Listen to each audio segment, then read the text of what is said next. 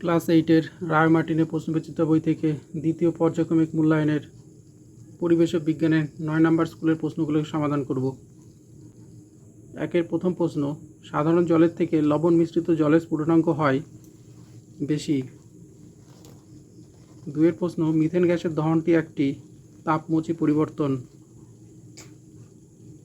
3-এর প্রশ্ন, জলে ammonium chloride দ্রবীভূত করলে যে বিক্রিয়া ঘটে সেটি হলো তাপগ্রাহী ভৌত পরিবর্তন। 4-এর প্রশ্ন, প্রকৃতিতে ঊর্ধ্বাকাশ এবং ভূপৃষ্ঠের মধ্যে বিভব পার্থক্য বজায় রাখে বজ্রপাত। 5-এর প্রশ্ন, 1 গ্রাম বিশুদ্ধ জলের উষ্ণতা 1 ডিগ্রি সেলসিয়াস বৃদ্ধি করতে তাপ লাগে 1 ক্যালোরি।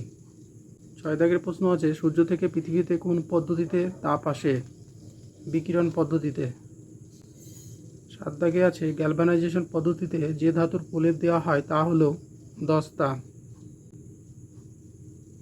8 দাগে আছে, গলিত সোডিয়াম ক্লোরাইড যৌগ থেকে যে ধাতুটি নিষ্কাশন করা সম্ভব নয় সেটি হলো আয়রন। 9 দাগে আছে, বজ্রপাতের সময় কোনটি করা উচিত নয়? খোলা বারান্দায় থাকা। 1-10, প্রদত্ত কোনটি জলীয় দ্রবণে সর্বাধিক আয়ন উৎপন্ন হয়? H3PO4। 2-এর প্রথম প্রশ্ন, তরল থেকে কঠিনে পরিণত হলে পিতলের আয়তন কমে যায়।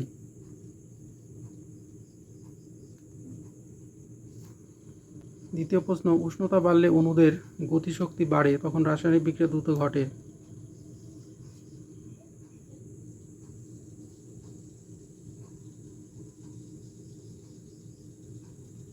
2-এর তৃতীয় প্রশ্ন, ব্যাটারির ধনাত্মক প্রান্তের সঙ্গে যুক্ত তড়িৎদ্বারটি হল অ্যানোড।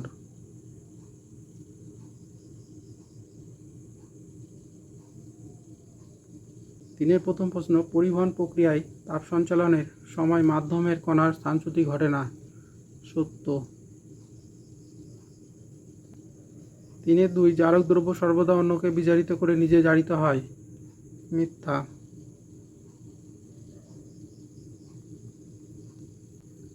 3-3, বজ্রপাতের সময় উঁচু গাছের নিচে থাকা উচিত, মিথ্যা।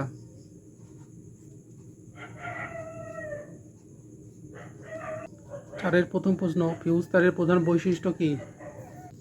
ফিউজ তারের প্রধান বৈশিষ্ট্য উচ্চ রোধ ও কম গলনাঙ্ক। 4-2, মোর্চের সংকেত লেখো। দেখো মোর্চের সংকেত Fe2O3 × NH2O। 4-3, সোনার প্রলেপ দিতে হলে তড়িৎ বিশ্লেষ্য পদার্থ রূপে কী ব্যবহার করবে? দেখো কম দামি ধাতুকে ক্যাথোড রূপে এবং বিশুদ্ধ সোনার পাতকে অ্যানোড রূপে ব্যবহার করতে হবে। 4-4, লীন তাপ কাকে বলে? স্থির তাপমাত্রায় একক ভরের পদার্থের অবস্থার সম্পূর্ণ পরিবর্তন করতে যে পরিমাণ তাপশক্তি প্রয়োগ বা নিষ্কাশন করতে হবে সেই তাপশক্তিকে ওই পদার্থের অবস্থার পরিবর্তনের লীন তাপ বলে। 5 নম্বরের প্রশ্ন হচ্ছে, অনুঘটক কাকে বলে? যেসব পদার্থ রাসায়নিক বিক্রিয়ায় উপস্থিত থেকে বিক্রিয়ার গতিকে বাড়ায় বা কমায় কিন্তু বিক্রিয়া শেষে যাদের ভর, ধর্ম এবং গঠন সম্পূর্ণ অবিকৃত থাকে সেই পদার্থকে অনুঘটক বলে। জলের তড়িৎ বিশ্লেষণে জলের সঙ্গে সামান্য অ্যাসিড মেশানো হয় কেন? বিশুদ্ধ জল মৃদু তড়িৎ বিশ্লেষ্য পদার্থ, তাই জলের খুব কম সংখ্যক অণু H+ এবং OH- আয়নে বিয়োজিত হয়, তবে জল খুব সামান্য অ্যাসিড বা ক্ষার যোগ করলে জল তড়িৎ পরিবহন করে। আচ্ছা, এর প্রথম প্রশ্ন, 10 ডিগ্রি সেলসিয়াস উষ্ণতার 20 গ্রাম জলকে 50 ডিগ্রি সেলসিয়াস উষ্ণতায় নিয়ে যেতে কত ক্যালোরি তাপের প্রয়োজন? জলের ভর m হচ্ছে 20 গ্রাম, উষ্ণতার পরিবর্তন ডেল্টা T 50 - 10 40 ডিগ্রি সেলসিয়াস। জলের আপেক্ষিক তাপ C হচ্ছে 1 ক্যালোরি পার গ্রাম পার ডিগ্রি সেলসিয়াস। সুতরাং প্রয়োজনীয় তাপের পরিমাণ Q m × C × delta T। m এর মান 20, C এর মান 1 আর ডেল্টা T হচ্ছে 40। 40কে 20 দিয়ে গুণ করলে 800 ক্যালোরি। অতএব 10 ডিগ্রি সেলসিয়াস উষ্ণতার 20 গ্রাম জলকে 50 ডিগ্রি সেলসিয়াস উষ্ণতায় নিয়ে যেতে 800 ক্যালোরি তাপের প্রয়োজন। 5-এর দ্বিতীয় প্রশ্ন, 0 ডিগ্রি সেলসিয়াস উষ্ণতায় 20 গ্রাম বরফকে সম্পূর্ণ জলে পরিণত করতে কত পরিমাণ তাপ লাগবে? এখানে বরফের ভর m হচ্ছে 20 গ্রাম, বরফ গলনের লীন তাপ L হচ্ছে 80 ক্যালোরি পার গ্রাম। সুতরাং প্রয়োজনীয় তাপের পরিমাণ Q = কী হবে? m × L। m এর মান 20 আর L এর মান হচ্ছে 80, দুটোকে গুণ করলে হয় 1600 ক্যালোরি। অতএব 0 ডিগ্রি সেলসিয়াস উষ্ণতার 20 গ্রাম বরফকে সম্পূর্ণ জলে পরিণত করতে 1600 ক্যালোরি তাপ লাগবে। 6-এর প্রথম প্রশ্ন বলছে ইলেকট্রনীয় মতবাদ অনুযায়ী দেখাও যে এই রাসায়নিক বিক্রিয়াটিতে জারণ বিজারণ একসঙ্গে ঘটেছে। দেখো, বিক্রিয়াটিতে Fe3+ আয়ন একটি ইলেকট্রন গ্রহণ করে Fe2+ আয়নে পরিণত হয়েছে, অর্থাৎ Fe3+ কী হয়েছে, বিজারণ ঘটেছে। এই বিক্রিয়াটিতে বলছে Fe3+ আয়ন একটি ইলেকট্রন গ্রহণ করে আর Fe2+ আয়নে পরিণত হয়েছে, অর্থাৎ কী হচ্ছে, Fe3+ বিজারণ ঘটছে। Sn2+ পরমাণু দুটি ইলেকট্রন ত্যাগ করে Sn4+ আয়নে পরিণত হয়েছে, অর্থাৎ Sn2+ জারণ ঘটেছে। যেহেতু বিক্রিয়াটিতে জারণ ও বিজারণ উভয় প্রক্রিয়া একই সাথে ঘটেছে, তাই এটি জারণ বিজারণ বিক্রিয়া। 6-2 তড়িৎ স্ফুলিঙ্গ সৃষ্টি করার একটি পদ্ধতি বর্ণনা করো। বিদ্যুৎ চালিত ট্রেনের যে অংশটা ওভারহেড বৈদ্যুতিক তারকে ছুঁয়ে থাকে তাকে পেন্টোগ্রাফ বলে। ওভারহেড তারের বিভব 25,000 ভোল্ট খুব বেশি বলে তার সংলগ্ন বায়ু আয়নিত অবস্থায় থাকে। গাড়ি চলার সময় ঝাঁকুনি হলেই পেন্টোগ্রাফ এবং ওভারহেড তারের সংযোগ সামান্য বিচ্ছিন্ন হয়, তখনই তার এবং পেন্টোগ্রাফের মধ্যে তড়িৎকরণ হয়। এজন্যই বৈদ্যুতিক ট্রেনে ঝাঁকুনি হলে তড়িৎ স্ফুলিঙ্গের সৃষ্টি হয়, তা থেকে জোরালো আলো দেখা যায়।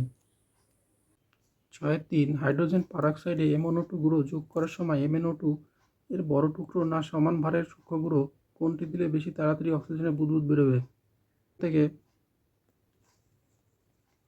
এই পর্যন্ত। 6-4 গলিত MgCl2 এর তড়িৎ বিশ্লেষণে ক্যাথোড ও অ্যানোডে সংঘটিত বিক্রিয়া দুটি লেখো। দেখো, ম্যাগনেসিয়াম ক্লোরাইডের ক্যাথোডে বিক্রিয়া আর অ্যানোডে বিক্রিয়া। 6-5 তড়িৎ বিশ্লেষণের 3টি গুরুত্বপূর্ণ ব্যবহার লেখো। দেখো, তড়িৎ বিশ্লেষণের ব্যবহার এখান থেকে এই পর্যন্ত। লাইফ সায়েন্সের 1-এর প্রথম প্রশ্ন, প্রদত্ত কোন ফসলটি রবি ফসলের উদাহরণ? সেটা হচ্ছে সরষে। 2 নম্বর প্রশ্ন আছে উদ্ভিদের গৌণ খাদ্য উপাদানটি হলো এমও। 3 নম্বর আছে গোল্ডেন রাইসে কোন ভিটামিন বেশি পরিমাণে থাকে? Vitamin A. 2-এর প্রথম প্রশ্ন, একটি রাসায়নিক আগাছানাশকের উদাহরণ দাও। পিক্লোরাম। 2-এর দ্বিতীয় প্রশ্ন, এইডস রোগের জন্য দায়ী ভাইরাসটির পুরো নাম কি? HIV, human immunodeficiency virus. 3-এর প্রথম প্রশ্ন, আধুনিক সেচ ব্যবস্থার ড্রিপ পদ্ধতিটি লেখো। দেখো, ড্রিপ পদ্ধতি এখান থেকে এই পর্যন্ত। 3-2 আম চাষের জন্য কেমন মাটি প্রয়োজন?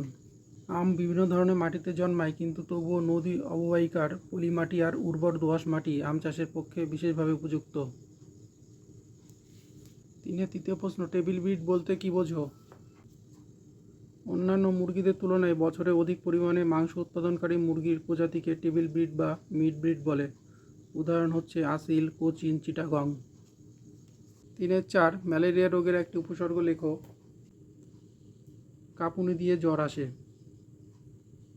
4-এর প্রথম প্রশ্ন, কার্প কাকে বলে? এখান থেকে এই পর্যন্ত। কার্প মাছের কৃত্রিম প্রজনন ঘটাতে কোন হরমোন ব্যবহার করা হয়? পিটুইটারি। 4-2 রাসায়নিক সার অপেক্ষা জৈব সার কেন ভালো? জৈব সার কেন অজৈব সারের চেয়ে ভালো?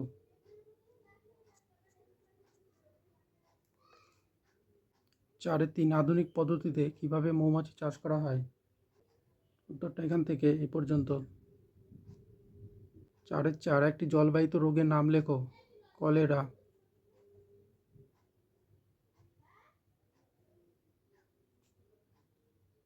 এবং সেই রোগটির উপসর্গগুলি লেখো। উত্তরটা এখান থেকে এই পর্যন্ত।